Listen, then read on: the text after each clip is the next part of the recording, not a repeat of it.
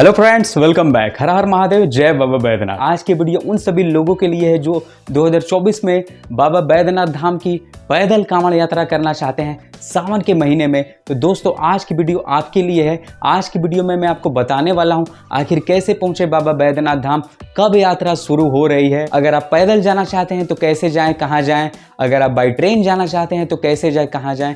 इन सारी जानकारी को आज की वीडियो में आपके साथ मैं साझा करने वाला हूं, आपको बताने वाला हूं। तो आज की वीडियो को स्किप मत करिएगा।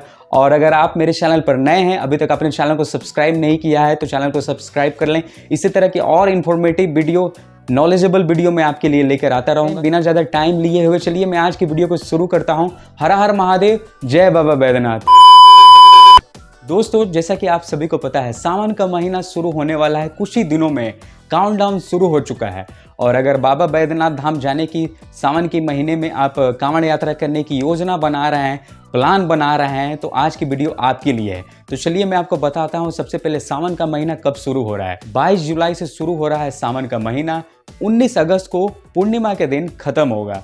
और मैं आपको बता दूं एक अद्भुत संयोग की बात कि इस साल जो सावन का महीना है वो सोमवार के दिन शुरू हो रहा है, यानी कि 22 जुलाई को सोमवार पड़ रहा है। और जो सावन का समापन है वो भी सोमवार के दिन ही पड़ रहा है, यानी कि 19 अगस्त के दिन भी सोमवार है। तो ऐसा संयोग, ऐसा अद्भुत सा संयोग काफ़ी सालों के बाद देखने को मिल रहा है। तो दोस्तों, अब बात की जाए, अगर आप जाना चाहते हैं सुल्तानगंज और वहाँ से जाना चाहते हैं देवघर, तो कैसे जाएं, क्या क्या ट्रांसपोर्ट के साधन अवेलेबल हैं। तो दोस्तों, मैं आपको बताना चाहता हूँ, अगर आप पैदल यात्रा करना चाहते हैं तो सबसे पहले आपको जाना पड़ेगा सुल्तानगंज। जी हाँ, सुल्तानगंज जाना पड़ेगा। बिहार के भागलपुर जिले में स्थित है। कैसे पहुँचे सुल्तानगंज? दोस्तों, सुल्तानगंज अगर आपको जाना है, मेरे अनुसार आपके पास 2-3 ऑप्शन है। पहला ऑप्शन मैं आपको बताता हूँ कैसे पहुँचे सुल्तानगंज। तो आप क्या कर सकते हैं, आप कर सकते हैं कि आप सुल्तानगंज रेलवे स्टेशन उतर सकते हैं। कुछ ट्रेनें हैं जो सावन के महीने में, स्पेशल ट्रेनें भारत के कोने कोने से सुल्तानगंज के लिए चलती हैं। तो आप सुल्तानगंज रेलवे स्टेशन उतर सकते हैं और ये आपके लिए सबसे इजी होगा। पहला ऑप्शन ये हो गया। सेकेंड ऑप्शन की बात की जाए, बहुत सारी ऐसी ट्रेनें भी हैं जो सुल्तानगंज नहीं जाती हैं, अलग रूट से जाती हैं। तो आप ऐसे में भागलपुर रेलवे स्टेशन की ट्रेन को चेक कर सकते हैं, क्योंकि भागलपुर रेलवे स्टेशन सुल्तानगंज से केवल 29 से 30 किलोमीटर की दूरी पर स्थित है। तो आप भागलपुर रेलवे स्टेशन भी उतर सकते हैं। भागलपुर रेलवे स्टेशन आप उतर जाएंगे तो वहाँ पर आपको ट्रांसपोर्ट के बहुत सारे साधन मिल जाएंगे। आपको टेम्पो मिल जाएगी। वहाँ पर आप रिजर्व करके आप बाई शेयरिंग 50 से 100 रुपये देकर आप सुल्तानगंज पहुँच सकते हैं। तो एक बहुत ही अच्छा ऑप्शन आपके पास अवेलेबल है। इसके अलावा बात की जाए थर्ड ऑप्शन की, कैसे पहुँचे सुल्तानगंज, तो मैं आपको बता दूँ जसीडीह रेलवे स्टेशन, जिसका नाम आप सभी ने सुना होगा। जसीडीह रेलवे स्टेशन जो कि देवघर से केवल 7 से 8 किलोमीटर की दूरी पर ही स्थित है। जसीडीह रेलवे स्टेशन जो कि प्रमुख रेलवे स्टेशन है। जितने भी लोग बाबा बैद्यनाथ धाम आते हैं तो जसीडीह रेलवे स्टेशन आप आ सकते हैं। भारत के कोने कोने से ट्रेन कनेक्टेड है जसीडीह रेलवे स्टेशन से। वहाँ पर आप आ जाइए और वहाँ पर उतरने के बाद आप कार रिजर्व कर सकते हैं, या इसके अलावा बस, सरकारी बसें, प्राइवेट बसें कुछ चलती हैं सुल्तानगंज के लिए। सावन के महीने में आकर किसी से भी पूछेंगे तो जसीडीह बस स्टैंड के बारे में वो लोग आपको बता देंगे। वहाँ से कैलाशपति की बसें भी चलती हैं। आप वहाँ पर बैठकर सुल्तानगंज जा सकते हैं। और मुझे लगता है 2 से 250 रुपये भाड़ा बस का किराया होगा। 2 से 250 रुपये बस का किराया होगा। इस साल पता नहीं किराया कितना होगा, लेकिन अगले साल मैं गया था तो 200 रुपये किराया था। तो आप जा सकते हैं। और मुझे लगता है 5 से 6 घंटे लगते हैं। 5 से 6 घंटे में आप जसीडीह से सुल्तानगंज पहुंच जाएंगे। अब आते हैं अपने अगले क्वेश्चन पर कि बाबा बैद्यनाथ धाम की पैदल कांवड़ यात्रा सुल्तानगंज से करना चाहते हैं तो कैसे करें, कितना टाइम लगता है। बहुत सारे लोगों का क्वेरी ये होता है कि यात्रा कहाँ से शुरू होती है और कितना टाइम पैदल यात्रा करने में लगता है। तो दोस्तों, मैं आपको बता दूँ, सुल्तानगंज आप जाएंगे और वहाँ से बाबा बैद्यनाथ धाम की यात्रा करेंगे। सुल्तानगंज से पूजा कर संकल्प लेकर आप कांवड़ लेकर वहाँ से अपनी यात्रा को शुरू करेंगे तो 105 किलोमीटर, जी हाँ 105 किलोमीटर की पैदल लंबी पथ यात्राएं होती है। और रास्ते में कौन कौन से रूट पड़ेंगे इसके ऊपर मैंने एक बाकायदे वीडियो बना दी है। उस वीडियो को जाकर आप देख सकते हैं। डिस्क्रिप्शन बॉक्स में मैंने बाबा बैद्यनाथ धाम से जुड़ी हुई तमाम वीडियोस के प्लेलिस्ट को बनाकर डाल दिया है। उन सभी वीडियो को आप देख सकते हैं। नॉलेजेबल और हेल्पफुल होगा आप सभी के लिए। सुल्तानगंज से हमारी यात्रा शुरू होती है और यात्रा के दौरान 105 किलोमीटर आपको पैदल तय करना पड़ता है। और ये तमाम रूट है रास्ते में, जैसा कि आप सभी देख सकते हैं पढ़ेंगे, और इन सभी रास्तों से होकर चलते चलते आप बाबा बैद्यनाथ धाम पहुंच जाएंगे। और बहुत सारे लोगों का अब क्वेश्चन आता है, मेरे बहुत सारे सब्सक्राइबर भी सावन के महीने को लेकर बहुत ज़्यादा जिज्ञासु होते हैं, पूछते हैं कितना टाइम लगेगा। तो दोस्तों मैं आपको बता दूं, ये कोई निर्धारित नहीं है बाबा बैद्यनाथ धाम सुल्तानगंज से पैदल जाने में कितना टाइम लगेगा। ये तो आपके चाल के ऊपर, आपके शरीर की क्षमता के ऊपर ही डिपेंड करता है। लेकिन अगर नॉर्मल बात की जाए तो नॉर्मल 3 से 4 दिन का टाइम इनफ है। अगर आप नॉर्मली रोज़ 25 किलोमीटर चलेंगे तो ईजिली आप 3 से 4 दिन में पहुंच जाएंगे। मैं बात करूं अपनी, तो मैं तो 2 दिन में, 2.5 दिन में पहुंच जाता हूं, लेकिन सबकी अपनी अपनी कैपेसिटी है, चलने का तरीका अलग है। तो आप 3 से 4 दिन में, 5 दिन में मैक्सिमम आराम से पहुंच सकते हैं बाबा बैद्यनाथ धाम। अब बात की जाए अगले क्वेश्चन की। बहुत सारे लोग मुझसे ये पूछते हैं कि बाबा बैद्यनाथ धाम, मैं सुल्तानगंज से बाबा धाम पैदल जा रहा हूँ और अगर मैं चलने में असमर्थ हूँ, चलने में किसी तरह की परेशानी हो रही है तो मैं क्या करूँगा, मैं फंस तो नहीं जाऊँगा, फिर मैं क्या करूँगा। तो दोस्तों मैं उन लोगों के लिए बोलना चाहता हूँ कि घबराने की कोई नीड नहीं है। अगर आप सुल्तानगंज से बाबा बैद्यनाथ धाम पैदल यात्रा कर रहे हैं तो आप रास्ते में जाएंगे तो रास्ते में आपको तमाम ऐसे स्थान है जहां पर मेडिकल फैसिलिटी की सुविधा हर 5 से 6 किलोमीटर की दूरी पर आपको मिल जाएगी। और उसके अलावा रास्ते में तमाम जगहों पर आपको बहुत सारे मेडिकल की दुकानें भी मिलेगी, सरकारी दुकानें में मिलेगी, प्राइवेट दुकानें में मिलेगी। इसके अलावा अगर आप चलने में असमर्थ हैं तो आपको हर 5 से 6 किलोमीटर की दूरी पर आराम से टेम्पू, ऑटो, ये सभी साधन मिल जाएंगे और जिसमें बैठकर आप बाई रोड वो लोग आपको लेके चले जाएंगे बाबा बैद्यनाथ धाम। तो घबराने की कोई बात नहीं है, आसानी से आप बाबा बैद्यनाथ धाम की यात्रा कर सकते हैं। अगर आप चलने में असमर्थ हैं, कुछ किलोमीटर चलने के बाद आपको लगता है कि मैं नहीं चल पाऊंगा, तो कोई घबराने की बात नहीं है, आपको ट्रांसपोर्ट के साधन वहां पर मिल जाएंगे। बहुत सारे ऐसे भी लोग हैं जो बाबा बैद्यनाथ धाम की यात्रा सावन के महीने में करना चाहते हैं, लेकिन वो चाहते हैं कि वो सुल्तानगंज ना जाएं बल्कि डायरेक्ट बाबा बैद्यनाथ धाम ही चले जाएं।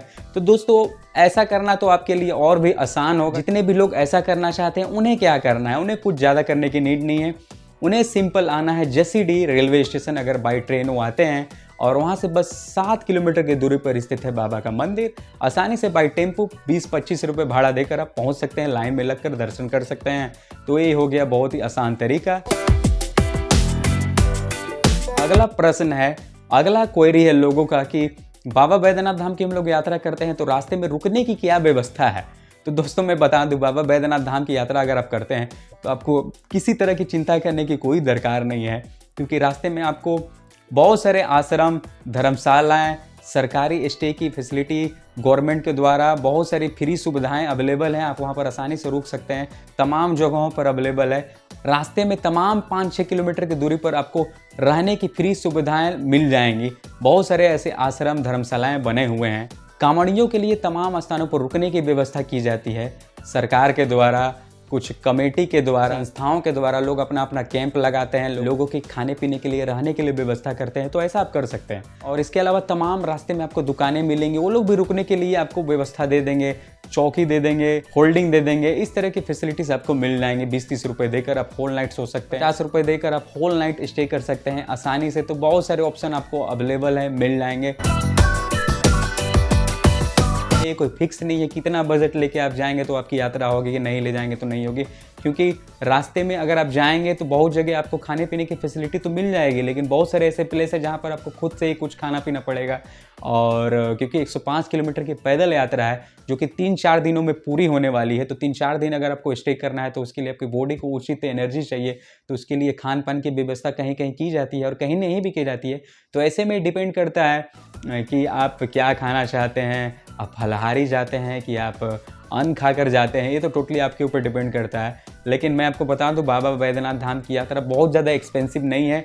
आप बजट में भी अच्छे से बाबा बैद्यनाथ धाम की यात्रा कर सकते हैं, क्योंकि बहुत सारे जगहों पर आपको फैसिलिटी मिल जाएगी, लेकिन फिर भी आपको एक बजट लेके चलना पड़ेगा। मैं बात करूं अपनी, तो दोस्तों मैं बाबा बैद्यनाथ धाम की यात्रा करता हूं, तो मेरे घर से बाबा बैद्यनाथ धाम की दूरी 110-20 किलोमीटर की दूरी पर स्थित है, तो ज़्यादा दूर नहीं है। तो मेरा बहुत ही कम बजट में अच्छे से बाबा बैद्यनाथ धाम की मैं यात्रा कर लेता हूँ।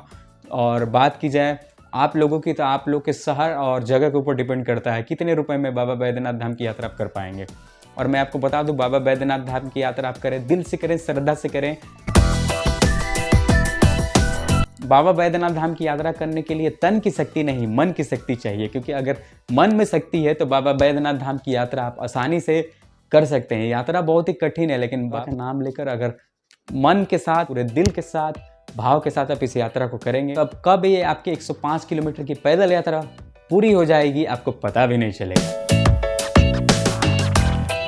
दोस्तों बात की जाए अगले क्वेश्चन की, अगले प्रश्न की, बाबा बैद्यनाथ धाम की यात्रा कंप्लीट करने के बाद क्या हमारी यात्रा कंप्लीट हो जाती है, क्या हमारी यात्रा संपन्न हो जाती है?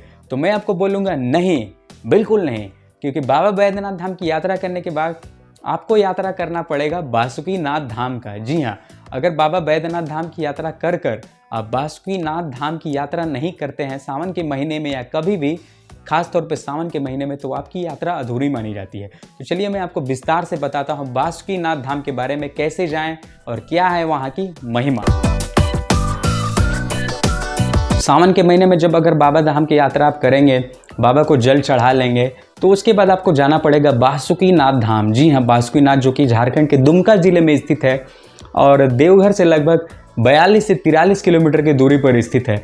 तो कैसे पहुँचे मैं आपको बताता हूँ। अगर आप बासुकीनाथ धाम जाना चाहते हैं तो सबसे पहले आप वहाँ के बस स्टैंड चले जाएं। बाबा बैद्यनाथ धाम के कुछ बसें चलती हैं बासुकीनाथ धाम जाने के लिए, कुछ सरकारी बसें चलती हैं, कुछ प्राइवेट बसें भी चलती हैं। सावन के महीने में इनकी संख्या को और बढ़ा दिया जाता है, जो कि सुबह में ही चलनी शुरू हो जाती हैं। आप अगर जाना चाहते हैं तो सुबह में 4-5 बजे आप बस स्टैंड पहुंच जाएं, वहां पर पता कर लें, आपको कुछ बसें वहां पर खड़ी मिलेंगी। पिछले साल मैं गया था तो 100 रुपये लगते थे, इस साल का मुझे नहीं पता है। आप आसानी से बासुकीनाथ 1 घंटे के अंदर पहुंच जाएंगे और वहां पर लाइन लगेंगे तो मुश्किल से आधे घंटे 40 मिनट के अंदर बासुकीनाथ धाम में दर्शन हो जाता है। तो बासुकीनाथ धाम की यात्रा भी कर सकते हैं। ऐसा कहा जाता है पुराणों के अनुसार, कथाओं के अनुसार, कि अगर आप बासुकीनाथ धाम की यात्रा नहीं करते हैं, केवल बाबा बैद्यनाथ धाम की यात्रा करते हैं सावन के महीने में, तो आपकी यात्रा व्यर्थ मानी जाती है, अधूरी रह जाती है। और आपको मैं बता दूं, जब भी आप सुल्तानगंज से जल उठाएंगे तो आप देखेंगे कि आपके कंधे पर जो कांवड़ आप लेते हैं या जो भी चीज़ में आप जल लेकर जाते हैं, उसमें आप 2 जल लेकर जाते हैं, 2 लोटों में जल लेकर जाते हैं, संकल्प कराते हैं, क्योंकि एक जल होता है बाबा बैद्यनाथ धाम के लिए, दूसरा जल होता है बासुकीनाथ धाम के लिए। तो ऐसी परंपरा है, ऐसी मान्यता है। तो दोस्तों अगर आपको किसी भी तरह की क्वेरी हो बाबा बैद्यनाथ धाम से जुड़ी हुई, तो मैं आपका दोस्त हमेशा हूँ आपको बताने के लिए, गाइड करने के लिए, क्योंकि बाबा बैद्यनाथ धाम मेरे लिए काफ़ी ज़्यादा खास है। पिछले 4 साल से मैं पैदल कांवड़ यात्रा कर रहा हूँ। तो दोस्तों बहुत ही अद्भुत सी यात्रा होती है। ये थी मेरी आज की वीडियो। मैंने इस वीडियो में कोशिश किया कि मैं आपको तमाम जानकारी, तमाम जितने भी आपके मन में क्वेश्चन चल रहे हैं, प्रश्न चल रहे हैं, वो दूर हो पाए, क्योंकि बहुत सारे लोग हैं, नेपाल के मेरे व्यूअर्स हैं, कुछ इस वीडियोस को देखते हैं, भारत के लोग तो देखते ही हैं। तो मैंने इस वीडियो को उन लोगों के लिए बनाया जो बाबा बैद्यनाथ धाम की यात्रा करने वाले हैं या करना चाहते हैं। तो उम्मीद है कि आज की वीडियो आपको अच्छी लगी होगी, और अगर अभी तक आपने चैनल को सब्सक्राइब नहीं किया तो चैनल को सब्सक्राइब कर लें। इसी तरह की और वीडियोज़ और ब्लॉग में लेकर आता रहूँगा बाबा बैद्यनाथ धाम से जुड़ी हुई। तो दोस्तों चलता हूँ, मिलता हूँ नेक्स्ट वीडियो में जल्द ही। तब तक के लिए बाय बाय आप सभी को। जय हिंद, जय भारत, जय बाबा बैद्यनाथ।